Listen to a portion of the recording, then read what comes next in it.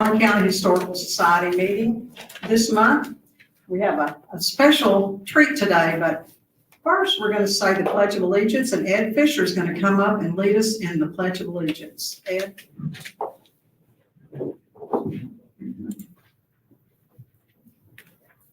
I pledge allegiance to the flag of the United States of America and to the republic for which it stands, one nation, under God, indivisible, with liberty and justice for all.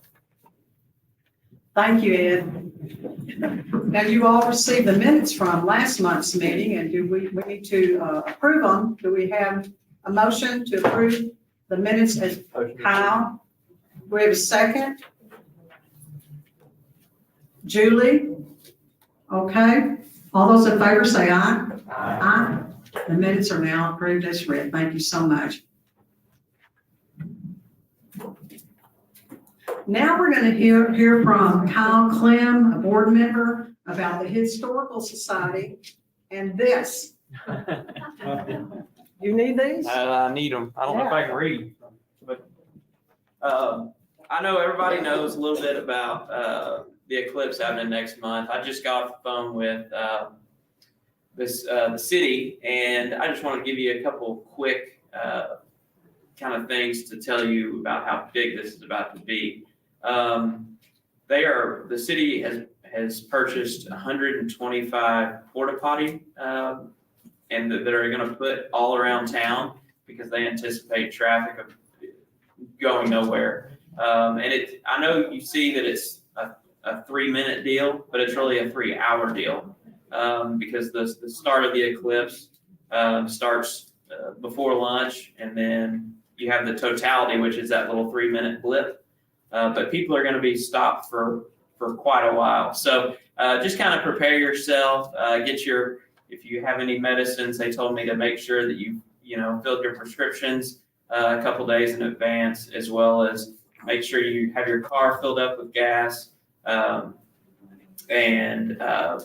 they said, don't go anywhere if you live here.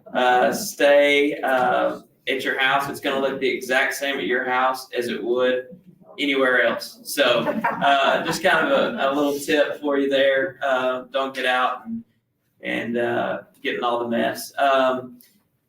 As a historical society, we really want to kind of be the repository for all of the photos that you might take, whether it be of traffic, if you decide you're going to get out in it, or if you own a business and you're at work.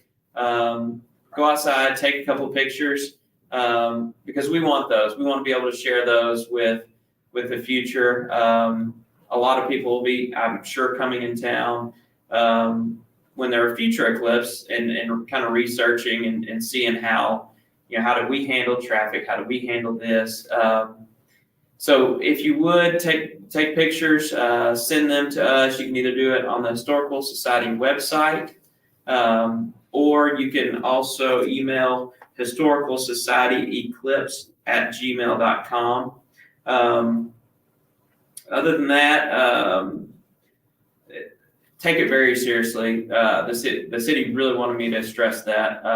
They're not giving fire department or police department any kind of vacation that entire week. And they are all hands on deck. Wastewater is the same way. Things you just don't think about. Be mindful of that, because I know we don't have a meeting until after the eclipse happens, I think, right? Yeah, but we will be closed the day of and maybe the day after, because people won't be able to drive to get to work. Okay.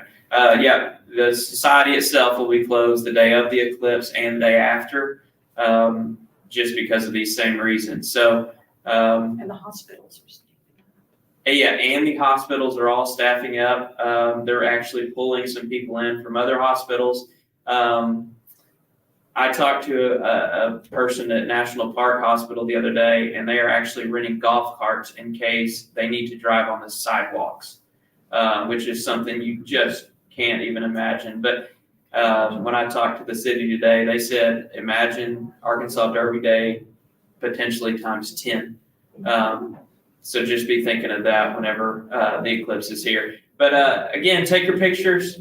send them to us, even if they're in your backyard. We want we to see love- people watching the. Yeah, we want to see people watching the eclipse. We want to see the traffic jams. We want to see the businesses. We want to see Oaklawn's doing their big thing in the infield. Garland Gardens is doing their thing. So take pictures of all that if you decided to do that. Where can you get eclipse glasses? Here at the library, we still have thousands up at the front desk. They're not going to last. We've had continued demand for the glasses, so don't wait until the last minute. Get them today while you're here. As soon as this program's over, as long as you have a library card, you can request however many you need for your household. Send everyone you know that needs glasses here to pick up glasses. And the library will be closed the day of the eclipse. You may have seen us as an eclipse viewing spot listed somewhere, and that's because we have our lovely community garden up top, which would be a great spot for tourists to look at it. But like you just heard, you'll see it just as well at your home, so don't feel like you need to rush here to view the eclipse in our garden. Also, kind of the glasses, I was told that the glasses are really coming into use when you're not in totality, correct? And then you can take them off for the 2 or 3 minutes and then put them back on. Or you can just leave them on the whole time if you want to. But I mean, you'll need them if you're looking at the eclipse for that 3-hour stretch. So be mindful of that so your eyes don't burn. And if there are any other questions, I'll be glad to take them. If not, that is it. And what is the 3-hour period? It is,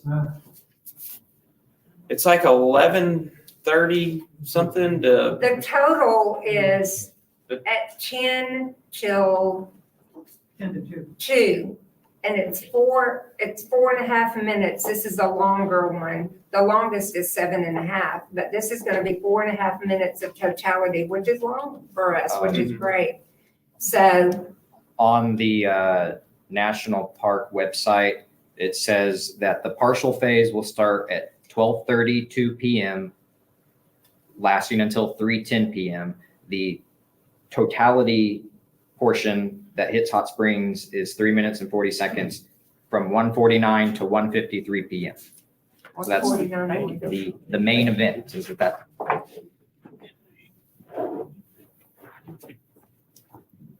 Thank you, Kyle and Paul. Now we're going to hear from Liz.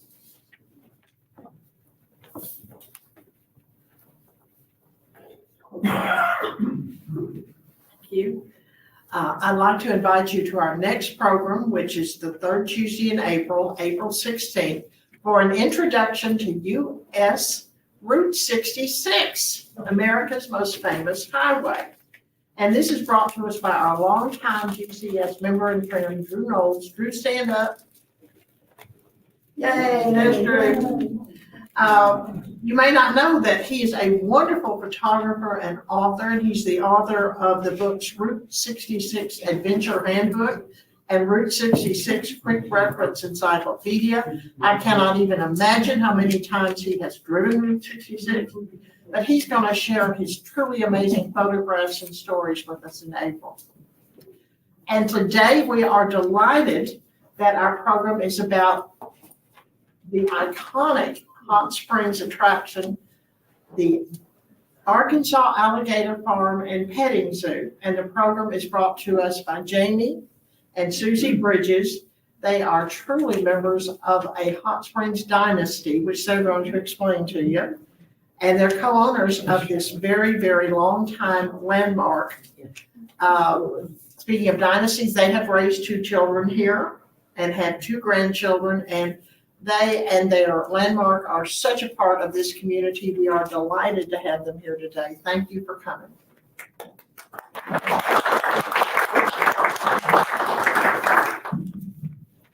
I appreciate y'all having us out here. I'm gonna ask my wife to come up here with me, because without her, I wouldn't be running the farm. Come on up here.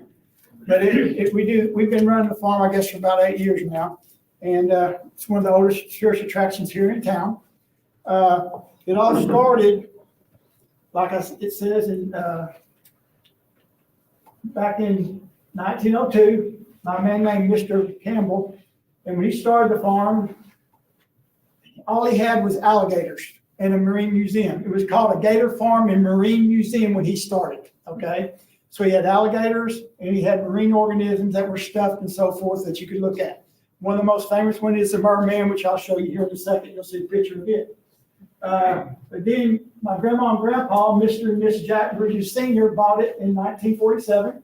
Then my mom and dad purchased it in 1965 from them. And we've been running the farm since 2016, me and my wife. And then my brother Jerry, we're co-owners. We had 4 siblings. When my parents passed away, I bought out 2 of them. So we have 75%. My brother's got 25%. He lives out of town, but he works for me a lot. He's working for me today, so I can come down here. But so we run the farm, but my brother helps out a lot. So we're co-owners in the business. The early years of the farm. This is before me, okay? I'm 67, I think. Is that right? I can't keep up anymore, okay? But anyway, this is the back of the farm back years ago, and they had like a slide. And what they'd do, they'd entice them up with food, and they'd actually slide down. Because when it's warm, and the gator's warm in the summertime, and you have some chicken in your hand, they're going to come get it, okay? But they'd entice them up, they'd slide down. We don't have that anymore, but if we had that today, they may say that's being cruel. I don't know, okay? But times have changed. That's what that was right there. Here's some other slides from years ago. They had a little cart. And if you had a cart now with a gator tied up, pulling you around, then you might get in trouble for that also. But anyway, this shows a little cart with a gator that can be pulled around. And we don't have that cart anymore. But I want you to notice something in the background of that picture. This picture, it says it's a 1911. It's a postcard. My wife knows more about history than I do. She's into that, okay? But in 1911, she found this postcard. And we had it blown up. But in the background there, you see a tombstone. See that tombstone in the background? We have a tombstone still at the farm today, and it's engraved. And the engraving on it says, here on this spot in 1905, a fox terrier dog was killed. And the story is the lady has carrying a little dog around. If you got a little dog in your hand, and it's in the hot summertime when they're eating really good, which you'll see in a little bit, and that dog jumped in there, the dog would be gone, okay? Well, suppose the story is she asked to put a tombstone in there. And that's the tombstone on it says 1905. That's from 1911, the picture is. So I really believe that was true. We still have a tombstone there. Now, this is the early years of the farm. The building is still the same building. They don't make things like that anymore, okay? But I get up in the rafters, and they don't have 2x4s, okay? They've got like 3x10s or whatever. They're huge boards up there when they used to make this building. But this is when he started the farm, Gator Farm Marine Museum. On the front there, you might not can see it, but it says 1,500 alligators direct from the Everglades of Florida. Okay? Now, it's hard for me to believe he had 1,500 alligators. Okay? But maybe he did, because he didn't have other animals, okay, like we do today. So he might have had 1,500. If he did, he must have had a lot of little ones, okay? But that's what it says it's brought back. You know, he had that many gators at that time. This is a postcard from the early years. That's my dad right there standing in front of that truck. My dad had a green truck with Arkansas Alligator Farm on the side of it. And he always had that on the side of the truck since I was a kid, okay? That's an old green truck we had back when I was a young kid. That's me, I think he's holding in front of it. That's a farm back in the early 1960s, okay? What it looked like then. We have a place where we put the gators in the wintertime. We call it the winter quarters, because they are cold-blooded, and we'll talk more about that in a minute, which means when the temperature drops, their body temperature drops. And their heartbeat gets real slow, metabolism slows down, they quit eating. They go into sort of like a hibernation type period. And this is the building they used to be in. Now, this is the inside of the building before my time, okay? They had clouds up there. They had all these different drawings and stuff, all these animals around it. But they also had, that's where they could put the alligators in the wintertime. That building, when I was growing up as a kid, I was a painter. Not because I wanted to be a painter, but I got to paint everything at the Alligator Farm, okay? I was the oldest son, so guess what? I got to do most of the work. I just tell you the truth, okay? My other brothers were younger, so I got to paint. Well, I painted the outside of this building. I was so happy when we got siding.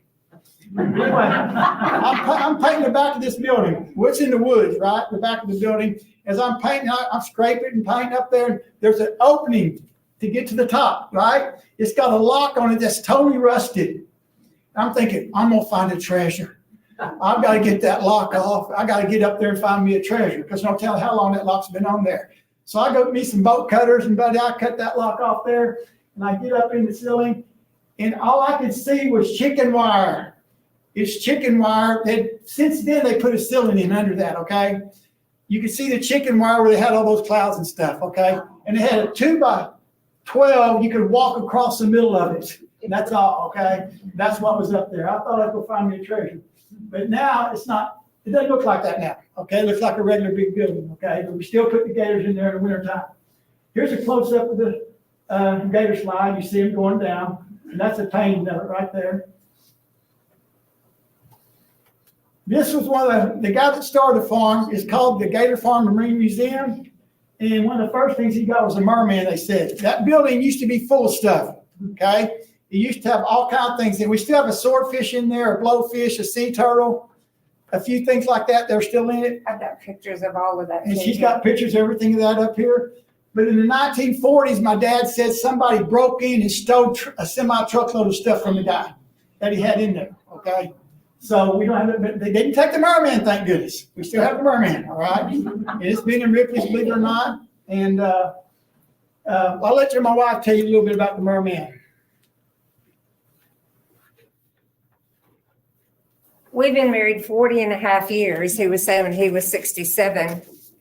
When his dad passed away in 2016 and a year or so before that, because of failing health, is when we took over managing and running the business. And then I wanted to make, because I've started collecting a lot of historical items from a business that's been in the same place and open for 122 years now. And on the wall, when I took this down, of course, it started crumbling.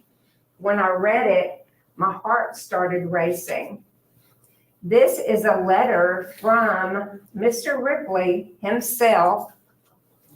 It's dated June 20th, 1933.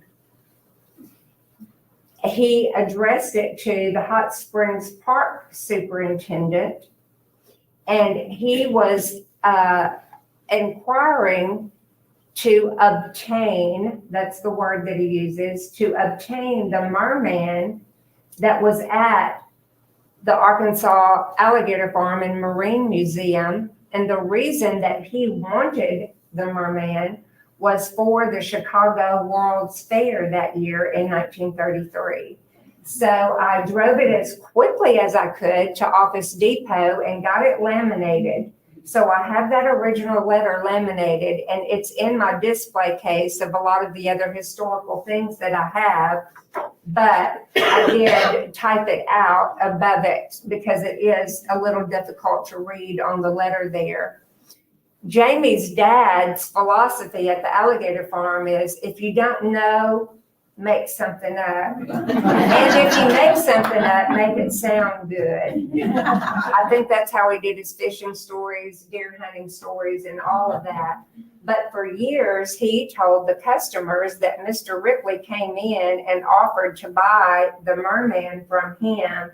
And he told Mr. Ripley no, and Mr. Ripley left that business with a red face. He was so mad. Well, I didn't know any difference. Well, now that he's passed away and gone, I found this letter, and I knew that he made the story up and he made it sound good. But in all actuality, Mr. Ripley did try to obtain it, but it was in 1933. So all of these items up here, y'all are welcome to come and look at, handle, touch, the pictures, the dates, and we do still have that merman. He's still in this glass case with this same red carpet under it at the Alligator Farm in the winter quarters today. So it's been there over 120 years. I remember seeing that. Here's another picture. This guy was known as Joe, Alligator Joe. And I think he's the guy that worked there. When I was a kid, I used to go up there to the farm. I remember a kid. I would go to a taxi would pick me up from, I remember when I was in kindergarten, and take me to the farm because my mom was working at the farm. And I'd go up there. And of course, back when I was a kid, Whittington, the creek there in Whittington, I just said, hey, Mom, and I went and played in the creek all day, catching crawdads, whatever, and did all that. Of course, you can't do that anymore. I'd come back, we'd go home. But this was the guy that used to work in the back years and years ago when I was a kid. And back then, you just had one guy in the back, and of course, he loved alligators. We called him Alligator Joe. This is used to have a drop where you could take pictures. I wish we still had that today. That looks like a pretty good drop, but that was years ago, like I say, before my time. But that was at the farm. Now, y'all know all about Babe Ruth, probably some of you more than I do about Babe Ruth, but when Babe Ruth started, the spring training started in 1886 through 1926 here in Hot Springs. That's where spring training started. Of course, the farm was opened in 1902. Well, one of the baseball field called Whittington Field was up there in the parking lot of Warehouser now. That's where they used to play. And we have a field back behind the farm now that's called Fogle Field, and that's where they used to practice. And we still have that field today. Now, when I was a kid, that field was grown up with little trees all over it, because they hadn't used it in so long. And the city came to my dad back when I was a kid, and they said, that used to be a field up there. And if you will let us use it for our city softball and stuff, we will clear that field off again with our equipment. If you let us use it for like 10 years, I don't remember exactly what it was, let them use it for somebody. So they cleared that field off. And they used to, the city, I guess, police or whatever, different departments used to use it for softball. Well, they don't use it anymore up there, but we do keep it mowed. But that's where they practiced, but they played across. And of course, the famous home run when Babe Ruth hit it from the park over the parking lot of Warehouser into the Gator Pond.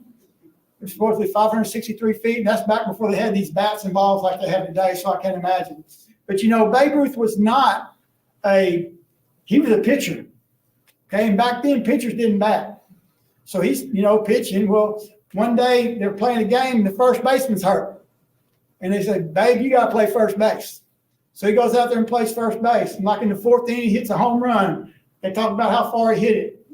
Then the next time he got up, he hit a home run into the Gator Pond. And they said the other team was even clapping for him because they were so impressed by how far he hit the ball. Of course, after that, they decided, guess what? Babe needs to play somewhere where he can bat more often. So he's some kind of pitcher. But anyway, there's a lot of stories about Babe Ruth. They probably left Hot Springs because of the weather's better in Florida, okay? But Babe Ruth wasn't your dedicated athlete that worked out all the time, and got his sleep and all that. Babe Ruth liked the nightlife, okay? Hot Springs back then had a lot of nightlife. And there may just be a rumor, the stories that people have said is that Babe Ruth, they said, we've got to get Babe Ruth out of Hot Springs. It's going to ruin him. Let's go to Florida. And that's probably not true. They probably went because of the weather, but still there's some stories that you hear about that. But it's probably how many years ago when they did a reenactment of it? The movie, The Boys of Spring, you've probably all seen it. When they were filming that movie, of course, they used a grandstand in Little Rock because it was all wood and had people dress in period costumes and the players. They came over to the alligator farm with a rubber baseball. And it was during the summer when the alligators were outside and in the ponds. They wanted to reenact the ball coming over and landing in the pond in that alligator enclosure. And so Jamie, they gave him, of course I didn't get in there, they gave Jamie the GoPro camera that could go underwater. And they took several different shots of it, but Jamie would hold the camera under the water and they would toss it to let it land so the camera could catch it coming into the water. Well, people ask us and have for decades, do y'all have the ball that landed in the alligator farm? We wish we had the ball that landed in the alligator farm. We don't know what happened to it. We have no idea.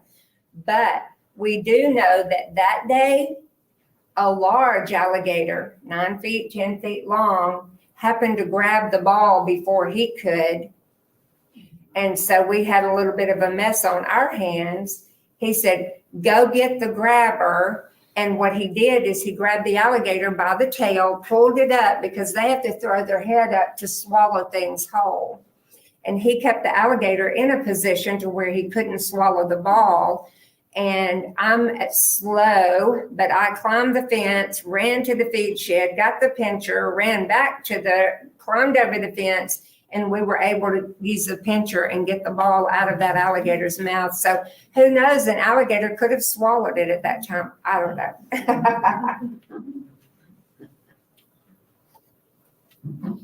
That's my father, Gator Jack. And he was good to me. He really was. I'm sorry. He has so many one-liners. He did. Had all kind of one-liners. The one I remember the most is, money's like fertilizer. If you want it to do any good, you got to spread it around. Because he would always give his shirt off his back to anybody. But he's the one that really got this place going. There's me feeding the gators, my dad. Back when my dad was feeding them, they were a little bigger back then, okay? But that's me. We were both feeding gators during different times of our life. But the gators, when my dad, in a minute, you're going to see where I got bit. I got 36 stitches in my arm feeding the gators. My dad got bit in the hand when I was a kid. He got 30 stitches in his hand because he was feeding him. One grabbed his hand, and he's about to do the death row, so he ripped his hand through his mouth and got his 30 stitches. I outdid him. I got 36. Not that was a contest, but anyway, we both did get bit. You'll see mine. We don't get to see his. Okay, this is where we're going to get to see me when I got bit. This was about 12 years ago. I got to be on TV. You want to get bit? I mean, you want to be on TV? Get bit by an alligator. I'm going to get that to play. I think you need this guy to help you.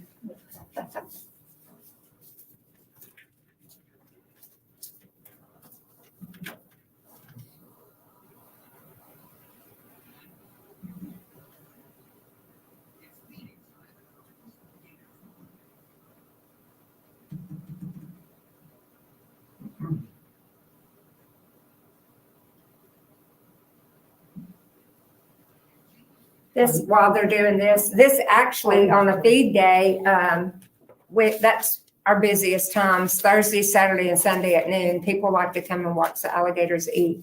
And when it's really hot, and it had been 100 degrees that whole week. So these alligators were hot, active, their metabolism was revved up, and they were eating like crazy. They were moving, running, jumping, chasing, the whole 9 yards, made for a good show. And we had a lot of tourists there that day. But even that many years ago, it was a tourist that was filming it on his cell phone. And he's the one that caught this. So it was a pretty good video for a cell phone video. Anyway, you can see this was 12 years ago. It's feeding time I at was an a little Arkansas quicker, had a gator little few farm. more hair. But, And Jamie Bridges I is get in literally there, up to his I ankles see in my hand, well, I got one guy feeding on the dock. I'm coming over here to get a piece of chicken on the ground and drop. He gets an arm right there. Tourists can hardly believe the way. Thank God he only got me with the front of his mouth, because if he had got me in the back of his mouth, I'd have been in bad trouble. In the front of their mouth, they don't have as much power as they do in the back of their jaws, okay? When he bit me, that's my brother telling people about it. When he bit me, if he'd have had me in the back of his mouth, my arm wouldn't be here and I may not be here. Because I'd be on the ground and I'd be getting spun around and 2 or 3 more would have got me, okay? Because the power in the back of their jaws is like 3,000 pounds.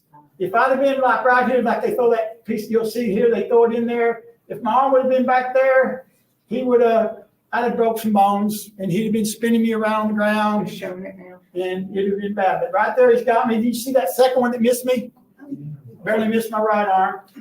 Anyway, as he spun, I lifted him up at about 2 foot. My adrenaline was flowing, and I tried to hug him to keep him from spinning. If I hadn't moved my right arm, that other one would have got my right arm. And then I ripped my arm as hard as I could and ripped it through his teeth, and I got 36 stitches. And he's just saying that if I hadn't, you can see him chasing me, he liked it better than chicken. But I got the chicken, so I feed one more piece, then I look down, and I get, see right where he got me. There's a blood trail where I was walking. And you can't hear it, but right here when I was walking off, people started clapping. I think they thought it was part of the show, I guess. But people started clapping. That's a little girl walked by. She talked about how scared she was. But I was very fortunate. It could have been a lot worse. I jumped the fence. I walked down into just so happened that day, my dad was there, my brother Jerry was there, and my brother Joe was there. We were all there that day. They were working inside. My dad, they interviewed him. He just said, yeah, he was turning all white. I knew he was going to faint. So he said, take him to the emergency room. My brother took him to the emergency room. By the time I was doing pretty good. You see the scar there a little bit, but I was doing pretty good until I got, it's called adrenaline. When I first got bit, it wasn't hurting. First of all, when it grabbed my arm, I'm thinking, oh my God, because I know what it's going to do. And I didn't know he barely had me. So, I get away from him. But then I jumped the fence. I'm doing okay. Then I go down, open the door of the shop, and I said, Jerry, I saw him first. I said, Jerry, I need some help. I got bit pretty good. And I walked over to our petting zoo and sat on a bench because I was getting lightheaded. And Jerry, my brother, comes over there with a water hose, high pressure, and just squirting it. But it didn't hurt, still wasn't hurting. And he wrapped it in a towel. Then, as I get up, I can't walk real good. And he's helped me. He helps me to the truck. And as I get in the truck, he's helped me in the truck. A guy walks up to me holding his cell phone. And he goes, hey, I got that on video. And I can't talk real good, but I go, send me a copy. Well, I really forgot about getting a copy. 2 months later, in the mail, there's a DVD. I open it up, it says Alligator accident. I can't wait to watch it because I didn't know. And I told my wife what happened. I told her that it bit me and I wrestled with it. I thought I did. I wasn't trying to lie. I said I wrestled with it for a little bit. Then I finally got him off. And then we get the video and we go home and we're watching it. And I'm watching all that video and it gets to the part where I get bit and she said, you lied. I said, I didn't mean to.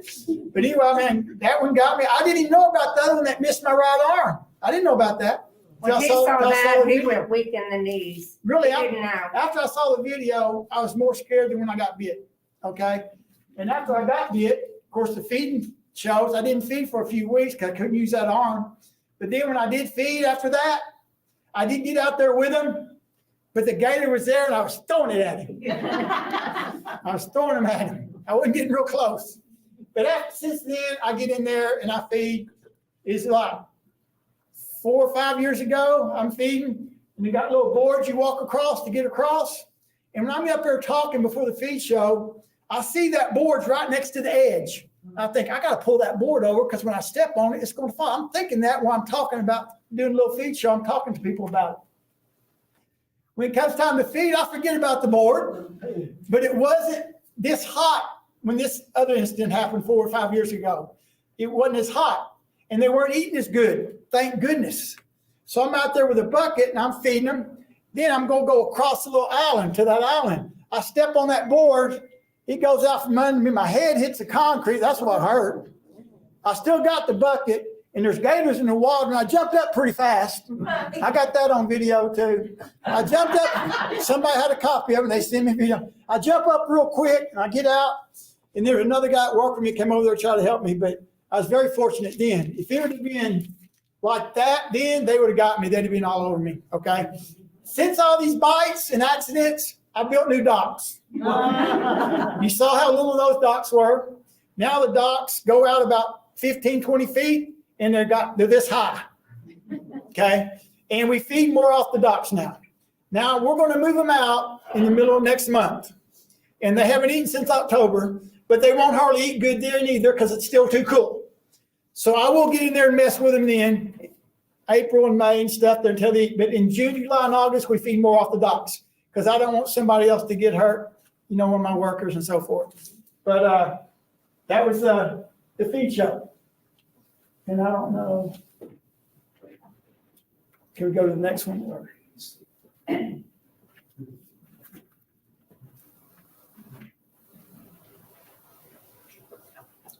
Okay, these are just some different animals we have. We have different tortoises. You can tell about the 3 types of tortoises we have. Most all the tortoises that, a lot of the animals we have are rescues. They came from animal control, things like that. We have sulcatas, which are desert tortoise, and we have several of those, and up to like so. Those are the third largest tortoises. Of course, the Galapagos most people are familiar with.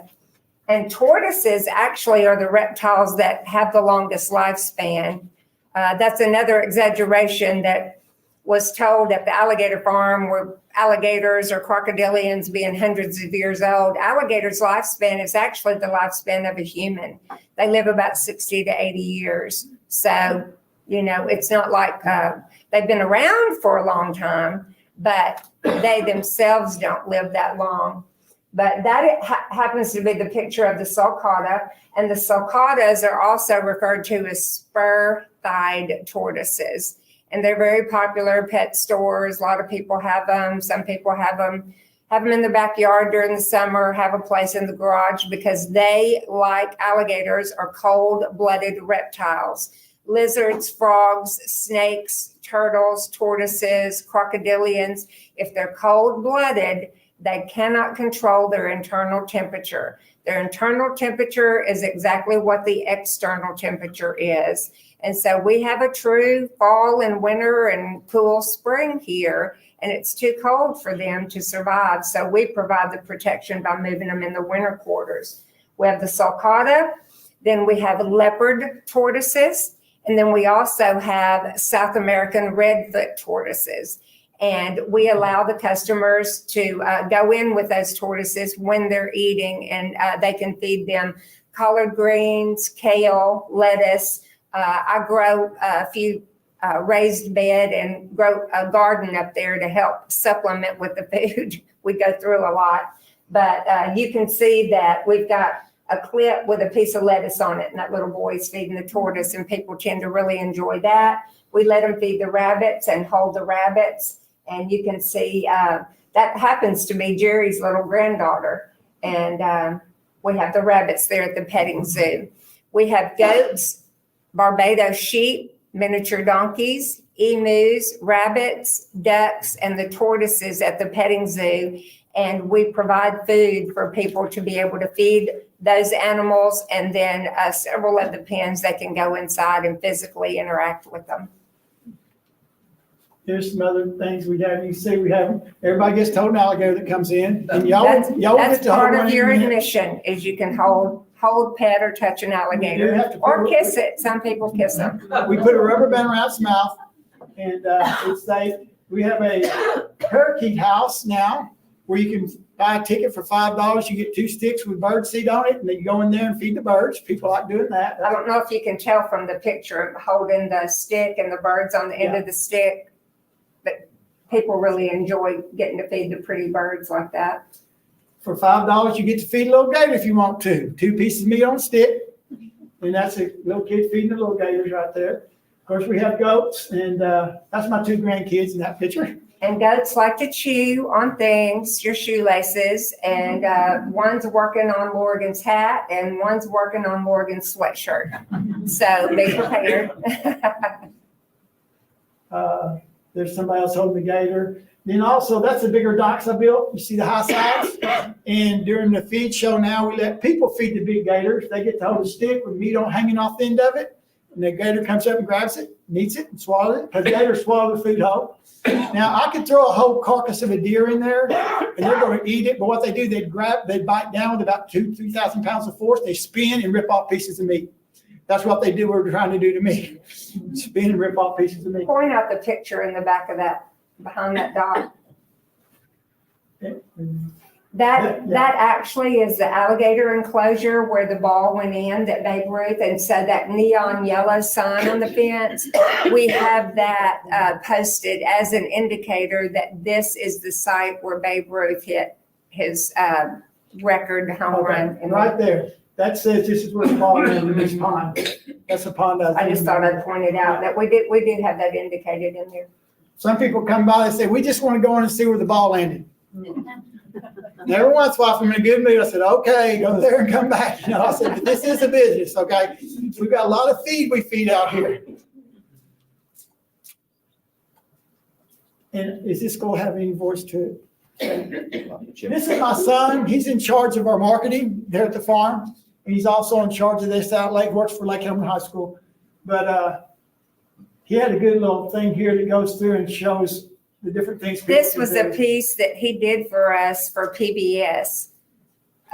They shared with, and it was to be educational for children that don't get to travel or don't get to go to zoos or things like that. So You can say, play, we'll talk about it.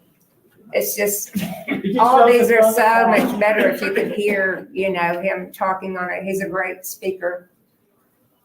I can hear him, it's just not very loud.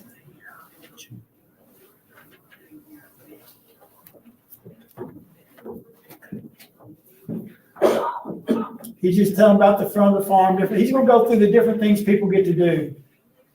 Of course, that's an old picture of the farm. Hang on. A little bit high, that's a little higher.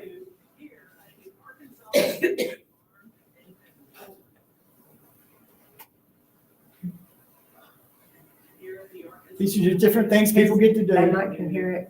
First area you visit will be our petting zoo area.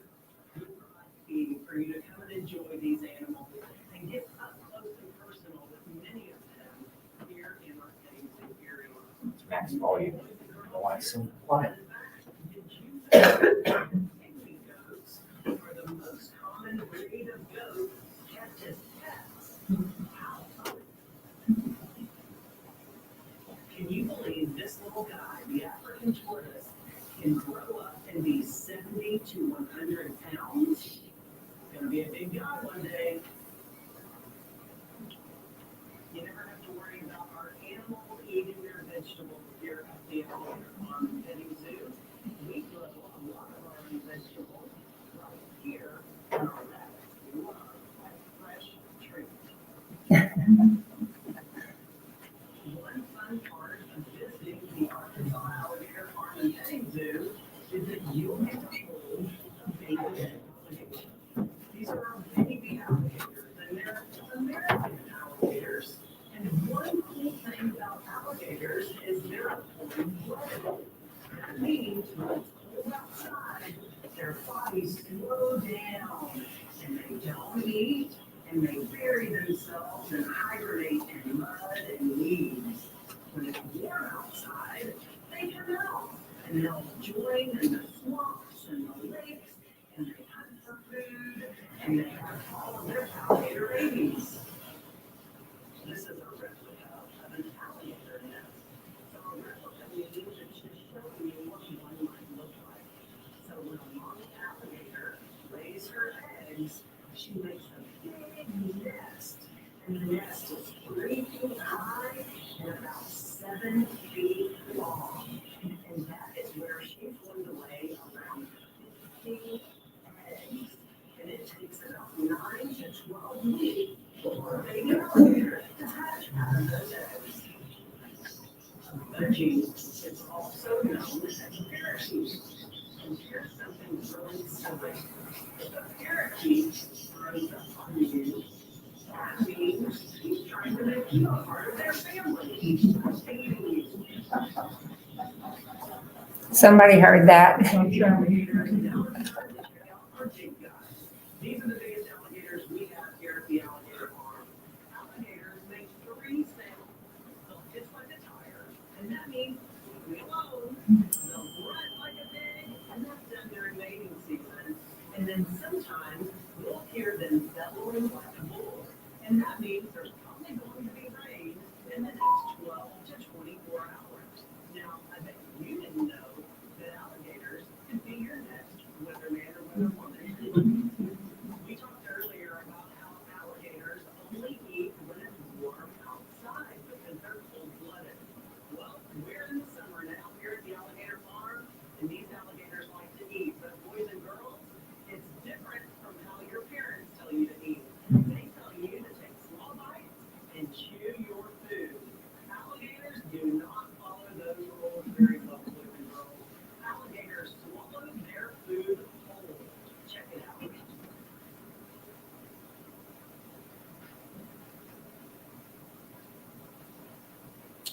We feed more like that now. We have lots of alligator here at the alligator farm. We also got alligator snapping turtle.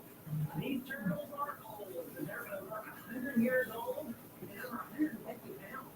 You'll have to come check out all that we have here at the Arkansas Alligator Farm and Petting Zoo, from our monkeys, wolves, peanuts, and everything in between. You're sure to have a great time when you come to Hot Springs and visit the Arkansas Alligator Farm and Petting Zoo. Thanks for stopping by on this field trip, and we'll see you soon. Thank you, that helped.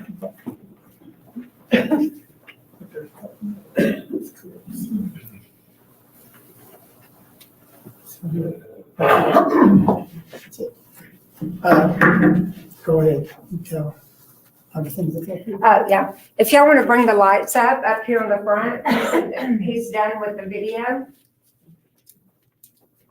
I just grabbed some, yeah, he's going to get a small alligator out. It'll be just like you came to the alligator farm and paid your admission. This is included in the price. You get the whole pet or catch an alligator. And then we brought one of each of the tortoises that we have. You can probably guess which is which. I told you that we brought a leopard tortoise. I should have brought some towels. They're animals. Aren't they beautiful? They're marked like the leopards. Mhm. These were rescues from animal control. We have one that's quite large. We have one that's quite, well, target, that's what I'm worried about. We have one that's quite large, and then we have two smaller ones. But these are leopard tortoises, and you can tell quite easily by the markings where they got their We do name. put a rubber band around it. He cannot open his mouth. Alligator's strength is to close their mouth. Even the big gators at the farm. Since I've been there, there's only one gator I couldn't hold his mouth shut. Okay? We can not somebody, even if I want to try to hold it when it's hot, okay? But you don't want to try to do that. But the rest of them, I can hold their mouth shut, okay? They don't have much muscles to open. To close is a different thing. Now, they have a lot of muscles to close, okay? There's one at the farm that we got from San Antonio. A farm went out back in 1975. I was a senior in high school. There's a farm that went out down in San Antonio, Texas, and they brought us some gators. We got like 10, 12 gators from them. One of them was called Jerry because he had a humpback. Okay, he didn't live long, very long at our place, but that's why they called him Jerry. Then another one was called Petunia, and she's about 10 foot long. We got her in 1975. She died in 1981. We have her stuffed and hanging up, and if you walk in the alligator farm, you'll see her. But she was the meanest one we ever had. We had to get her out of the trailer to get her in. The rest of them, I could grab their mouth, we'd carry them in, right? There'd be 3 or 4 of us. Petunia, I grabbed her mouth. I got the hold shut. I said, okay, guys, get her. They were about to grab her on the side. I said, let go. She's opening that mouth. Then she started doing that spin death roll. We had to rope her and bring her in. But most of them you can. But this guy's not going to hurt you. You'll feel him. It's cool today. His body's cool. He's not real active, okay? So she can show you the turtles, and if you want to walk by and look and hold a gator, you're welcome to do so. This is a forest tortoise, and this is a South American redfoot tortoise. And the reason I study up on, the types of animals, I was in healthcare, but not veterinarian or animal healthcare, so I've had to learn a lot. But it's very obvious, the redfoot. There's also a yellowfoot. These have a little bit different living environment, and they have a little bit different diet than the desert tortoises do. With what they eat, we have 3 that are about this size, and then kudos, give a shout out to Jeff and Ginger at Bubbaloo's Bodacious Burgers and Dogs. They gave us, that's how we got started with tortoises, is they gave us a pair of red-footed tortoises. So we've got full-grown ones there. We've got a couple, but this is a South American red-footed tortoise. And I don't know if y'all know this, but this is just a little factoid. In Arkansas, we have box turtles. People see box turtles all the time. If you ever see a box turtle crossing the street, you need to help it cross the street, go in the same direction. Never take a box turtle away from where you find it because they never roam more than 1 mile from their home place. And it will stress them so much, they will constantly search for where they're from until they would pass away. So you need to always leave them alone and leave them at home. We bought our 3 smallest of each type of turtle. Now, this is the smallest sulcata that we have. Now, this is the sulcata. It's also a desert tortoise. It lives on the outskirts of the desert in Africa. Very, very helpful to its environment because they're a burrowing tortoise and they'll burrow 30 to 50 feet under the sand to help themselves stay cool. Well, those burrows help with other animals providing homes for them.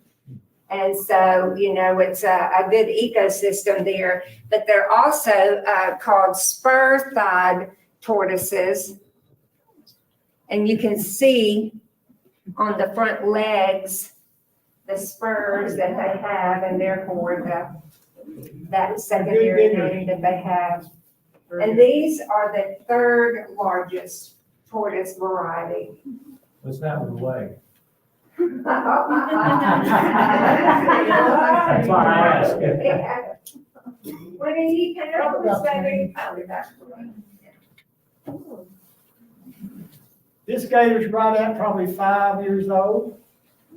When they're born, we go down to South Louisiana, a place called the Rockefeller Institute. A place down there where they're licensed to raid alligator nests. They go out in helicopters. They raid the nest and get the eggs out. They come back and incubate them.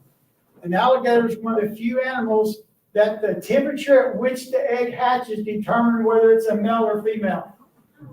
So if you're incubating alligator eggs, you can set it up high enough where you can get all males, just about 99.9% they say, or you can get all females. It depends on the temperature. And when they lay that big nest, different levels of the nest is different temperatures. Okay? Because there's vegetation that they put around and decomposes, it gives off heat. And the sun plus that gives off heat. Okay? But this guy here, if he was in South Florida living, he'd probably be maybe a time and a half bigger than this. Because down there, it's warmer. So they eat 8 or 9 months a year. Ours eat 4 to 5 months a year. So they don't grow as fast. That's the number one question we get. How old is this? How old is this? How old is this? Well, if you're tired and you've been talking a lot, you said 3 years old. If you feel like educating people because they didn't listen to the 7th grade science class about cold-blooded animals, you go in to try to educate them and say, well, it depends on their environment. For an alligator this size, this is 5 years old, but that's living here. And they only really eat from the end of May until about the middle of October. And that's all they eat because cold-blooded animals, reptiles, actually can bromate. That's actually the word. They don't hibernate like a bear. So that's a new term for you. It's called bromation. They're never unconscious. They're never asleep. They can still hiss. They can still crawl around. They can still use their faculties and get in and out of the water or under the heat lamp or whatever. They bromate. And they can go for up to a year or more without eating if their core temperature is so cool. Yeah, could we force a piece of chicken in their stomach? Sure, but it's going to sit there and rot. They have no metabolism to do what needs to be done for digestion, etc. And I tell them, if that alligator was in South Florida, it would eat year-round. It's warm enough. It would eat year-round. So it could be another foot or two longer than this one. So you can dictate how fast a cold-blooded reptile grows by the temperature that you keep it. I can keep the winter quarters 90 degrees. Feed them year-round. Not doing it. Food bill goes down in the winter. Chickens Business goes down in the winter a little bit. Works out good. Works out good. 'Cause we go through in July and August, we go through 300 to 400 pounds a week of chicken. Is that all they eat, chicken? I've got some things called gator pellets. It's made for gators. It's made for reptiles. that we feed them, that's good for them. There's a company and Karina is behind it, but it's called Missouri, Mazuri. If any of you have any kind of exotic animal, you know about it, but they make ratite food, Ratite. Well, that's for emus. They make guinea pig food. They make crocodilian biscuits, and that's what we buy. Can you believe it? They make any kind of exotic food that you need for your animals and for specifically for their health. And so I order sulcata pellets, and the sulcatas and leopards can eat them. They're desert tortoises. They need high fiber, low starch food. If they grow too fast, their shells get deformed. Now, the red-footed tortoises, they're more on the fruits and vegetables. So I order food for them, and I ate some of it the other day, and it kind of tasted like a very mild fruity pebble. But it smells so good. My brother and the other employee was standing there, and we were all talking about this. Smells so good. It just smells like little fruity pebbles. What the heck? Kids ate dog food growing up. I'm gonna try it. I tried. Alligators are at their best element in the water. Their tail is solid muscle. And if you've ever eaten alligator, which most of you probably have, there's not much meat on an alligator. The ones that they grow in the hot houses in the Gulf Coast areas, they keep the temperature at least 90 or above. So they eat more and they grow faster. It's a business. They've got to turn them around. Mm-hmm. They always smile. They're always smiling. The tail has the meat. There's a little bit of the back strap and a little bit of the jowl. Of course, this one wouldn't be a candidate for it, but this is the type that those that grow in the industry for belts, purses, boots, things like that, because as they get older, this skin gets really hard and scaly, and it has little bony plates called scutes that are in there. Alligators have 2 eyelids. If I were to make him close his eye, when he opens it, there's going to be a lateral lid. Did you see it? Yeah. When I make them close their eye, they have another lid that's also clear.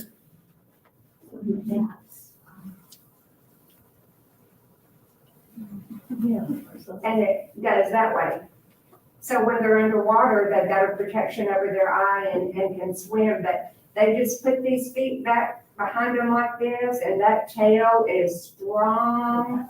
And I watched a video of a crocodile that had caught an antelope or whatever kind of deer creature over in Africa in the water, and the power that they have. And alligators have this bridge too, but it had the whole carcass in its mouth, and just from one swing, the whole rest of that creature just went flying across the water, and it had a bite in its mouth to throw his head back and swallow.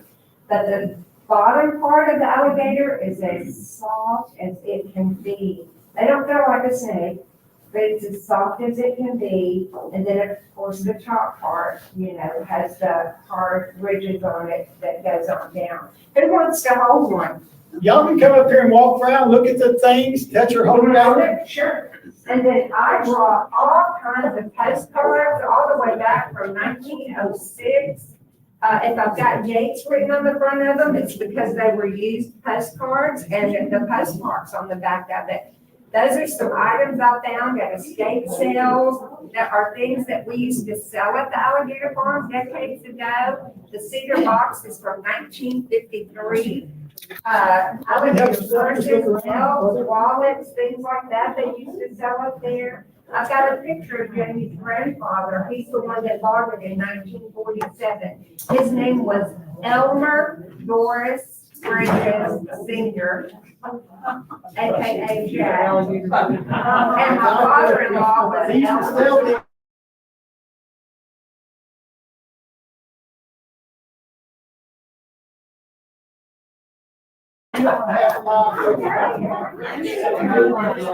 Thank you, Jamie and Suzy, for a great program. What a treasure we have in Hot Springs. And Paul, come on up and look at all Come on up here.